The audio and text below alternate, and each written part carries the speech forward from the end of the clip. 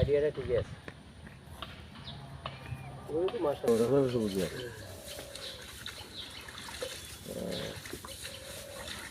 এটা কি পাকিস্তানি লতা ওগুলা নেই? হ্যাঁ, ওইটা আবার পেটে কাজ করে। এটা কিন্তু ক্ষুধা বাড়, হ্যাঁ বুঝবি করে স্যার। কোনো সমস্যা নেই স্যার। তো বলছে এই মাঠের মাঝে রসালো গাছগুলো দিলে স্যার ওই যে গরুর সামনের ওই শুকনা গাছ তো স্যার মাত্র 2% প্রোটিন স্যার, আর এই সমস্ত গাছগুলোতে হচ্ছে 18% প্রোটিন। এগুলো গরুর স্বাস্থ্যের জন্য ইয়ে।